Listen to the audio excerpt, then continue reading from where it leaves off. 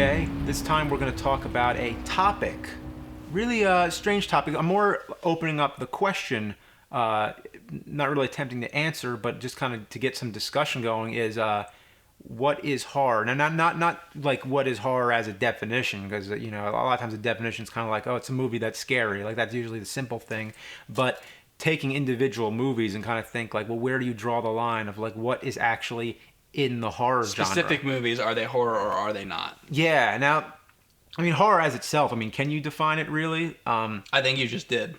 Pretty much, I guess that's usually what people say. But I think it's really scary, depends on the time period. And we've talked about that before, or not, I don't know. But or not. Yeah.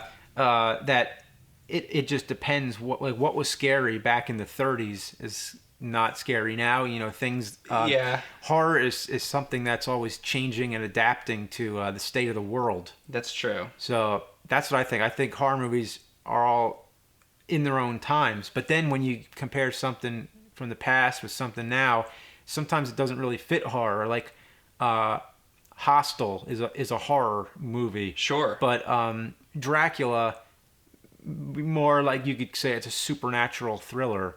Or, it's like you could kind of, it's hard to group two things that are so different, but you could kind of count horror as this huge, broad category, or you can kind of make it real specific. That's really interesting to think of Dracula as a supernatural instead of horror. I think even back then, because I don't think they called him horror back then. I think people would usually say thriller or like thriller. Yeah, I don't know. Maybe they did call him horror, but I remember hearing something about Boris Karloff saying that he didn't agree with horror. That he said they should be like thrillers. But that's just what the term. That's what the generic. Well, if Karloff said it, then that's it. Yeah, but there's supernatural thrillers. There's psychological thrillers. There's like really horror has so many different sub horror. That's true. I know that the first Monster Madness video you ever did was The Cabinet of Dr. Caligari. Yeah. And I always thought of that more, it's like a German expressionist movie, and sure, it's like almost like a Tim Burton film or something like that, or, Tim Burton was inspired by that. But I always thought to myself, is that horror? The Cabinet of Dr. Caligari? Yeah, I mean, well, it's horror for that time, for sure. For that time, right. I mean, it has all the cliches in it that became horror movies. So it's like where so many horror movies started. Right. A hypnotist controlling, like a villain controlling like a sleepwalking zombie, and the monster carrying off the girl, going up onto the top of the building, and like even people getting stabbed. There was like a stabbing, but it was like in silhouette. It was a shadow on a wall. I feel like this day and age, or like at least when we grew up, if you would ask just a general person, like what is horror or what is a horror movie, separating from a thriller or a mystery and all that, so people would say like Leatherface, like a guy with a chainsaw going around cutting people up, like a slasher movie, But there are so many definitions of what can be horrifying. Yeah. Situations that you can be in. Like being stuck in a cave or being stuck on a ski lift and being frozen. Yeah. There's a million things that can be horrifying. It doesn't have to just be a guy stabbing somebody with a knife. Yeah. So I think we should go down a list of specific horror movies and see if they're horror or not. All right. The Thing from Another World. So you're not talking about the 1982 movie. You're talking about the one from the 50s? Yeah. Okay, The Thing from Another World. Well, I would say that lends itself very much towards the science fiction side, because you have a UFO and you have these guys who find this being from outer space, and the ice melts and then this thing's going around and it's killing, but then it starts killing people and they have to fight it. So that's kind of like a half and half. It's like a half science fiction, half horror. I would say that movie, to me, is more on the science fiction side than much more so actually than horror. Although there are definitely some horror elements. What do you think? Yeah, I'd say it's more on sci-fi. Yeah, it's more on sci-fi than horror. Yeah, I'm gonna go sci-fi on that one. Now, what about Alien? The first That's Alien. interesting. I'm gonna go with horror for Alien because it's a horror movie. It's just set in space. You know, Yeah. just because it's in space doesn't automatically mean it's science fiction. You know, The science in the movie isn't as much, addressed as much as the horror in it. I don't think. You know, if anything, I would say that movie might even be suspense more than anything else. Because when I watch that movie, I'm just like, holy shit, Well, holy it's pretty shit. horrific. Yeah, it is the alien horrific, coming out too. the chest and everything. It is. Yeah. I think it's really in between. I would say it's a suspenseful horror movie. Yeah. Yeah. A horror sci-fi. Yeah, definitely in the middle. Yeah, haunted house movie in space. Oh yeah, did a review of that, which I think we'll be posting in an edited form, in a rerun fashion. But if you want to see my whole extended review of Alien and the whole Alien franchise, definitely check it out on cinemassacre.com. I get into all that in depth. Silence of the Lambs. What do you think? It's about a psychopath that stitches together or cuts the skin off the backs of young women and fashions them together into a skin suit, and a cannibalistic doctor who acts like a snake. That's horror.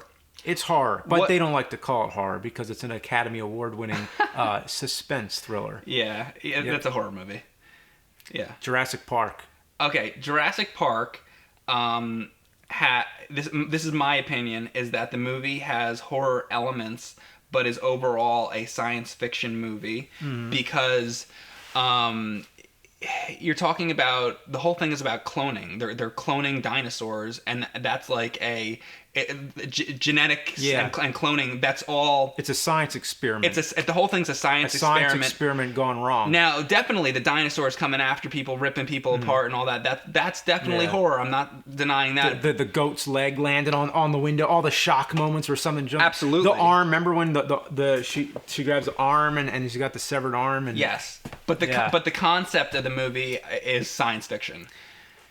Yeah, it's definitely science fiction. The novel is very sciencey, but it is horrifying too. There are like monsters. It is. There's scary parts, but for that one, for me, I'm gonna say it's science fiction. What would you say? Would you say it's a horror? It's both. Again, it's more science. I think the science in it is so strong to the plot. I'd put a little more to science fiction. Yeah. Frankenstein. Oh, gee, that. I've never really thought about that before. It's the same. It's a science experiment. Everybody right off the top considers Frankenstein a horror movie. I mean, that's like the horror movie, of horror movies. But if you really think about it, that's another one that's a science experiment more so. Same as Jurassic Park. That's very true. It's the original Jurassic Park. Honestly, it's probably more of a science fiction. When you think about it, with horror elements to it. Yeah. I mean. It's more, you know what's horrifying about the movie? Not so much the monster, is the villagers going after the monster. They're the fucking horrifying ones. Yeah. You know? Because, like, what did the monster ever do to anybody? He's playing with some little girl by a lake and with, like, flowers and stuff. He accidentally does something to her, but he didn't mean it. And it's really... He's a tragic kind of character. He's a tragic character. Misunderstood. Yeah, I'm going to lean more towards science fiction on that one. I hate to say. Yeah, I know. Yeah. Even though it's even so much grouped in the horror thing, but maybe that's why Boris Karloff felt that way, because he was Frankenstein and he was the monster. Yeah. Sorry. So Godzilla. Oh wow. Giant monster movie. I know. I mean, that's not that. I mean, it's got horror elements. For sure. But that's a different genre. I say that's giant monster. Yeah, but there's so much about the oxygen destroyer bomb. It's really about the science of it, and that's true. It kind of questions the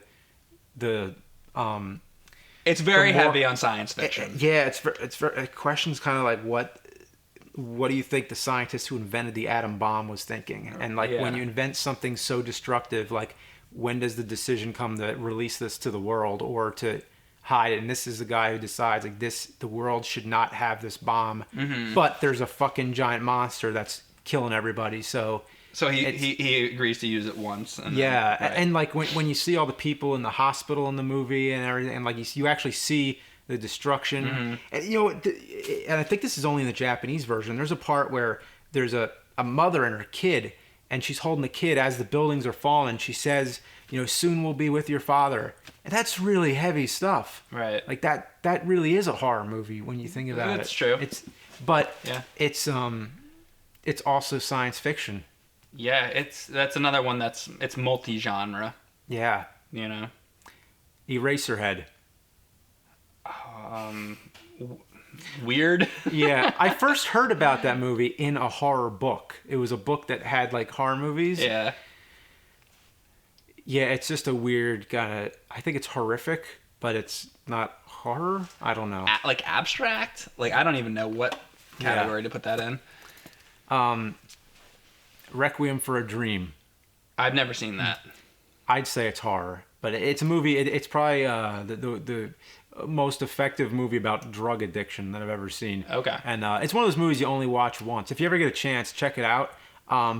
You'll see it, and you'll probably only want to see it once. But it's really good. It's like, it's really horrible. It's disturbing, but it's great. Like it's really well made.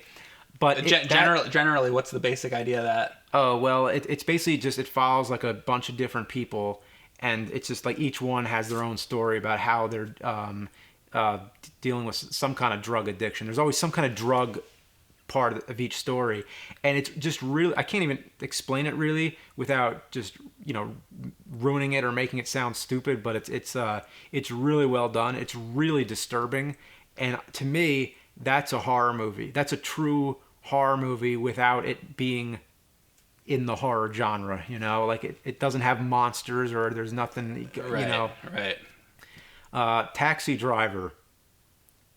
Somebody brought that up to me recently, actually, and I kind of see. At first, you think like, well, that's not a horror movie. Yeah, that's what I was just thinking. Then you think about but then you watch even in the beginning of the movie, I think it comes right off the bat, where he's driving the taxi, and he's you're seeing the city through like this blurry windshield, and everything looks all shitty, and he's talking about how the city's all scum, and somebody needs to flush it all down the toilet, and it's like, I think it's just like the world that it paints is like it's like a horror world almost. It's just a bad place, and kind of what horror movies are about sometimes, being in a place that's bad. Yeah. Now it's not like a foggy cemetery, but it's kind of like The Descent. It's about the place. It's kind of like a realistic horror, just kind of like just a city that's run by crime and all kinds of bad stuff's going on. So that's basically.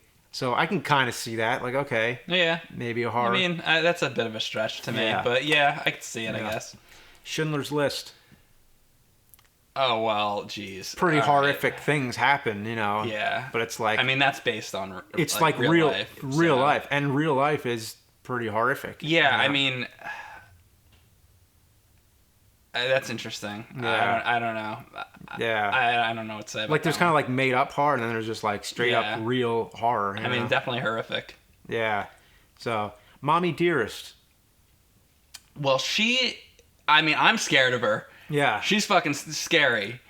I mean, I would not want to be, I don't think anybody would have wanted to be those little kids stuck in that house with that crazy Mommy Dearest. And she, to me, that's a horror movie, definitely. Because you're scared shitless of her the whole time, and you imagine yourself being in that situation with her. Yeah, that's a horror movie. Yeah, absolutely. I agree. Yeah. Passion of the Christ. I haven't seen it. I gotta admit, I haven't seen it. I didn't think you'd throw that at me. All I know is. I had no idea you were going to throw Schindler's List and Passion of the Christ at me in these lists. How about Follow That Bird? Passion of the Christ. It's basically a torture scene, like the whole it's movie. Like Saw. The whole movie's a guy getting tortured. What happens in Saw? What happens in Hostel? It's a guy getting tortured. Okay. Passion of the Christ. All right. Yeah. Sure. Horror movie. And I know I'm kind of fucking around a little, but seriously, that's pretty horrific, isn't it? Yeah. Now, one last one, just to end it. Jack and Jill.